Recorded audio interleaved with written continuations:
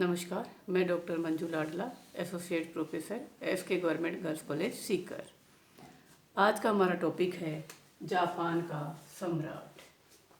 Japan का संविधान अपन पढ़ रहे थे और जापान के संविधान में आज अपन देखेंगे सम्राट का पद, सम्राट की क्या स्थिति है। इसके अंतर्गत अपन 3 पॉइंट्स डिस्कस करेंगे। पहला अपन ये देखेंगे कि सम्राट की नियुक्ति किस तरह से होती है, दूसरे में अपन ये देखेंगे कि सम्राट की क्या शक्तियां हैं, और तीसरा अपन देखेंगे जापान का सम्राट की ब्रिटिश सम्राट के साथ तुलना देखेंगे। तो सबसे पहले देखते हैं नियुक्ति।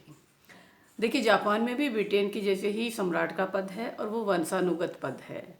सम्राट की मृत्यु के बाद उसका जो बेटा है या जो उसका सबसे बड़ा पुत्र है वो उसका उत्तराधिकारी होता है। पुत्र नहीं होने पर पुत्री को भी वो पद दिया जाता है।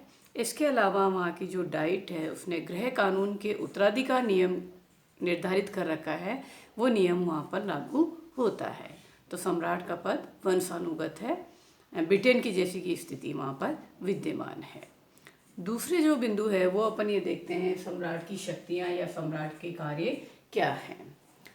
सम्राट के कार्यों को अपन ने 5 भाग में डिवाइड किया है। नंबर 1 कार्यपालिका, नंबर 2 विधायी शक्तियाँ, नंबर 3 प्रमाणित करने से संबंधी शक्तियाँ, नंबर 4 है उपाधियाँ या सम्मान प्रदान करना, और नंबर 5 है न्यायिक शक्तियाँ। सबसे पहले देखते हैं कार्यपालिका शक्तियाँ। कार्यपालिका शक्तियों की अगर अपन बात करते हैं तो सम्राट केवल एक ही कार्य करता है, नियुक्तियाँ करता है। जितनी भी नियुक्तियाँ हैं वो सम्राट के द्वारा की जाती है, और नियुक्तियों में से मोटे रूप से 2 नियुक्तियाँ होती हैं। पहली नियुक्ति होती है सम्राट जो करता है प्रधानमंत्री की नियुक्ति की घोषणा करता है। देखिए, जापान में प्रधानमंत्री का चयन डाइट के द्वारा किया जाता है, सम्राट तो केवल उसकी औपचारिक घोषणा करता है। दूसरी जो मेन नियुक्ति होती है वो होती है मुख्य न्यायाधीश की नियुक्ति। सर्वोच्च न्यायालय के मुख्य न्यायाधीश का पद पर वो नियुक्ति की घोषणा करता है। हालांकि उसका निर्धारण जो है कैबिनेट के द्वारा मनोनीत किया जाता है। कैबिनेट उसको मनोनीत करती है, तय करती है। उसके पश्चात सम्राट केवल उसकी एक औपचारिक घोषणा नियुक्ति की करता है। तो कार्यपालिका संबंधी शक्तियों में सम्राट ओनली 4 नियुक्तियां करता है, और नियुक्तियां करने का कार्य भी केवल औपचारिकता होती है। प्रधानमंत्री डाइट तय करके देती है और न्यायाधीश जो है वो मंत्रिमंडल या कैबिनेट तय करके देती है। तो नाम मात्र की है, केवल औपचारिक घोषणा है। नंबर दूसरी जो कार्य है विधायी संबंधी शक्तियाँ या व्यवस्थापिका संबंधी शक्तियाँ। व्यवस्थापिका संबंधी शक्तियों में जो सम्राट कार्य करता है उनमें मुख्य रूप से है डाइट के सत्र बुलाता है। देखिए, ब्रिटेन की जैसे या हमारे जैसे संसदीय शासन व्यवस्था है, जिस तरह हमारे यहाँ राष्ट्रपति संसद के सत्र बुलाता है, ब्रिटेन में सम्राट बुलाता है, उसी तरह जापान में भी डाइट के जो सत्र बुलाए जाते हैं वो सम्राट के द्वारा घोषणा की जाती है। तो डाइट के सत्र बुलाता है। दूसरा जो मेन काम होता है वो होता है प्रधानमंत्री की सिफारिश के आधार पर प्रतिनिधि सभा को भंग करता है। जिस तरह हमारे यहाँ लोकसभा को समय से पहले भंग किया जाता है या ब्रिटेन में वहाँ की कॉमन सभा को समय से पहले भंग किया जा सकता है, उसी तरह जापान में भी प्रतिनिधि सभा जो निम्न सदन है, जो लोकप्रिय सदन है, उसको समय से पहले विघटित किया जा सकता है। तो सम्राट प्रधानमंत्री की सिफारिश के आधार पर ये कार्य करता है।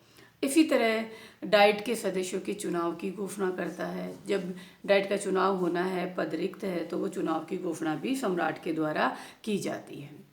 इसके अलावा जितने भी राष्ट्रीय कानून बनते हैं, जो संविधान संशोधन बनते हैं, जो मंत्रिमंडल के आदेश निकलते हैं या जो संधियां होती हैं, उनकी घोषणा भी सम्राट के द्वारा की जाती है। इन पर अंतिम स्वीकृति सम्राट की होती है और सम्राट उन्हें घोषणा करता है, औपचारिक घोषणा करता है, मना नहीं कर सकता है। तो विधायी शक्तियों में डाइट के सत्र बुलाता है, प्रतिनिधि सभा को भंग करता है, डाइट के सदस्यों के चुनावों की घोषणा करता है और विभिन्न कानूनों को घोषणा करता है, जो भी कानून बनाए जाते हैं। फिर नंबर 3 आता है प्रमाणित करना। सम्राट के पास जो शक्ति होती है, जितने भी जो नियम होंगे, जो भी घोषणा या जो भी निर्णय सरकार के द्वारा लिया जाता है, मंत्रिमंडल या कैबिनेट के द्वारा या प्रधानमंत्री के आधार पर के सिफारिश के आधार पर, उन सबको प्रमाणित करने का कार्य सम्राट के द्वारा किया जाता है। सबसे पहला जो प्रमाणित करने का काम है वो है जितने भी मंत्री होते हैं और अन्य जो नियुक्तियां होती है सरकारी लेवल पर, उन नियुक्तियों को प्रमाणित करना और उन नियुक्तियां और उनकी पदोच्युति को प्रमाणित करने का काम करता है। अर्थात नियुक्तियों की घोषणा और उनको अठाने का जो कार्य होता है उसको प्रमाणित करने का कार्य, जो आदेश निकलते हैं उनको प्रमाणित करने का कार्य जापान का सम्राट करता है। इसी तरह जो मंत्री होते हैं और जो राजदूत होते हैं, उनके शक्तियाँ और उनकी नियुक्तियों या उनके प्रमाण पत्रों को प्रमाणित करने का काम भी सम्राट के द्वारा किया जाता है। इसी तरह जितने भी आलेख है, प्रपत्र है, पुष्टिकरण के जो आदेश निकलते हैं, कूटनीतिक आलेख होते हैं, वो सब सम्राट के द्वारा प्रमाणित किए जाते हैं। इसी प्रकार जो क्षमादान होता है या दंड में परिवर्तन किया जाता है, किसी के दंड को कम करना, निलंबित करना या अधिकारों को पुनः बहाल करना, अर्थात क्षमादान और दंड में परिवर्तन करने संबंधी जो भी आदेश होंगे वो सम्राट के द्वारा प्रमाणित किए जाते हैं। तो प्रमाणित करने का कार्य करता है नियुक्तियों के बारे में, अठाने के बारे में, राजदूतों की शक्ति और प्रमाण पत्रों के बारे में, सारे आलेखों को प्रमाणित करने के बारे में और दंड के बारे में जो परिवर्तन किया जाता है उनको, उन आदेशों को प्रमाणित करने का कार्य जापान के सम्राट के द्वारा किया जाता है। फिर नेक्स्ट आता है उपाधियां या सम्मान प्रदान करना। सभी देशों में हमारी जैसे ही जापान में भी ये प्रावधान होता है कि सम्मान सूचक उपाधियां या सम्मान दिए जाते हैं। तो जापान में भी जो सम्मान सूचक उपाधियां या जो सम्मान दिए जाते हैं वो वितरित करने या उपाधि प्रदान करने का कार्य वहाँ के सम्राट के द्वारा किया जाता है। इसी तरह दूसरा जो मेन काम होता है कि जो विदेशी राजदूत होते हैं वो जब अपने जापान में जाएंगे तो पहले सम्राट उनका स्वागत करता है, स्वागत पत्र, परिचय पत्र प्राप्त करके उनका स्वागत करता है। उसके पश्चात वो कार्य करते हैं। तो जितने भी विदेशी राजदूत होते हैं, विदेशी मंत्री या कोई राष्ट्राध्यक्ष अगर जापान की यात्रा पे आता है तो जापान का सम्राट उनका स्वागत करता है, उनको सम्मान देता है। इसी तरह जापान के अंतर्गत कोई राष्ट्रीय समारोह हो रहा है या कोई ऐसा कार्यक्रम हो रहा है समारोह संबंधी, तो उसकी भी औपचारिकता का कार्य, अध्यक्षता या औपचारिकता के स्वागत का कार्य सम्राट के द्वारा किया जाता है।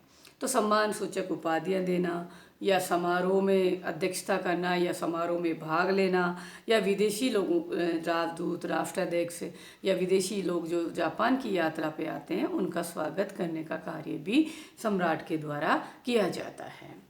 और नेक्स्ट है पांचवा जो काम है न्यायिक शक्ति। न्यायिक शक्तियों में दो कार्य सम्राट के द्वारा किए जाते हैं। पहला होता है न्यायाधीशों की नियुक्तियां करना। जैसा मैंने अभी फर्स्ट पॉइंट में ही बताया, कार्यपालिका संबंधी शक्तियों के अंतर्गत कि मंत्रिमंडल अर्थात कैबिनेट मनोनीत करके रखती है, सम्राट उसकी घोषणा करता है। तो न्यायाधीशों की नियुक्ति करता है और जो क्षमादान और दंड में परिवर्तन से संबंधित जो आदेश होते हैं उन्हें प्रमाणित करता है।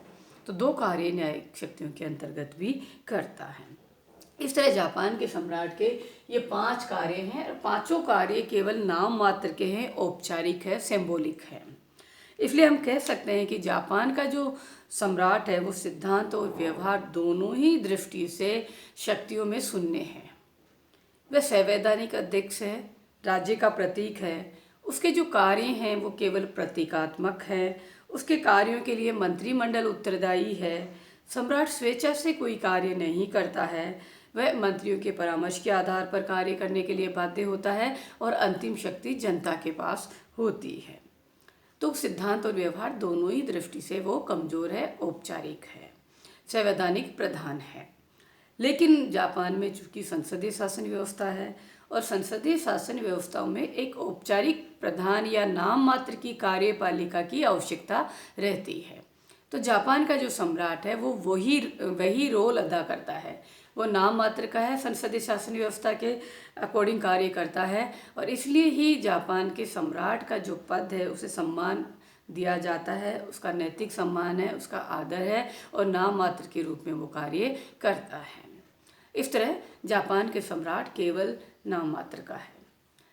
तीसरा जो अपना पॉइंट है, एक पॉइंट अपना है जापान के सम्राट की नियुक्ति और उसकी शक्तियां और उसकी वास्तविक स्थिति स्पष्ट कीजिए। ये क्वेश्चन अपन का यहाँ कंप्लीट होता है। इसके अलावा एक साइड क्वेश्चन आता है, जापान के सम्राट की ब्रिटिश सम्राट के साथ तुलना की जाती है। अगर हम जापान के सम्राट की ब्रिटिश सम्राट के साथ तुलना करते हैं तो समानताएं काफ़ी है, काफ़ी समानताएं दोनों में पाई जाती। सेम स्थिति है कि वंशानुगत नियुक्त होता है, वो भी नाम मात्र का, ये भी नाम मात्र का होता है, संसदीय शासन व्यवस्था है वहाँ पर, तो काफ़ी कुछ समानताएं हैं। लेकिन जो मोटा अंतर है या जो निष्कर्ष अपन यहाँ पे निकालेंगे वो ये होता है कि जापान का जो सम्राट है ब्रिटिश सम्राट से कमज़ोर है। देखिए कैसे कमज़ोर है हम यहाँ पे स्पष्ट करेंगे। जैसे मान लीजिए फॉर एग्जांपल लेते हैं प्रधानमंत्री की नियुक्ति। जापान ब्रिटिश सम्राट जो है विशेष परिस्थितियों में प्रधानमंत्री की नियुक्ति में अपनी विवेकीय शक्तियों का इस्तेमाल कर सकता है। जैसे मान लीजिए स्पष्ट बहुमत नहीं मिलता है, या प्रधानमंत्री के दावेदार एक से ज़्यादा है, या नेता पद के नाम पर सहमति नहीं है, ऐसी कंडीशन में जो ब्रिटिश सम्राट है वो अपनी विवेकीय शक्तियों का इस्तेमाल कर सकता है, और किया भी है बहुत सारे सम्राट ने। लेकिन जापान में ऐसा नहीं है। वो बाध्य है कि जिसको डाइट ने सिलेक्शन करके दिया उसी व्यक्ति को वो प्रधानमंत्री बनाता है जापान में। इसी तरह दूसरा एग्जाम्पल अपन यहाँ कह सकते हैं, जैसे निम्न सदन को विघटन करने के बारे में। ब्रिटिश सम्राट जो है अपनी विवेक की शक्तियों का इस्तेमाल कर सकता है विशेष परिस्थितियों में, लेकिन जापान के सम्राट के पास ये शक्ति नहीं होती है। इसी तरह अपन ने ब्रिटिश जो सम्राट पढ़ा था उस टाइम ये चीज़ डिस्कस भी की थी, देखी भी थी, इसको अध्ययन भी किया था कि ब्रिटिश जो सम्राट है वो मंत्रियों को परामर्श दे सकता है, चेतावनी दे सकता है, उनको प्रोत्साहन दे सकता है, और शासन के बारे में कोई भी सूचना प्राप्त करने का ब्रिटिश सम्राट को अधिकार है, वो सूचनाएं प्राप्त कर सकता है। लेकिन जापान के सम्राट के पास इस तरह की कोई शक्तियाँ नहीं होती हैं। इसलिए अपन ये कह सकते हैं कि जापान का जो सम्राट है ब्रिटिश सम्राट से कमज़ोर है, और ब्रिटिश सम्राट जो है उससे शक्तिशाली है। धन्यवाद।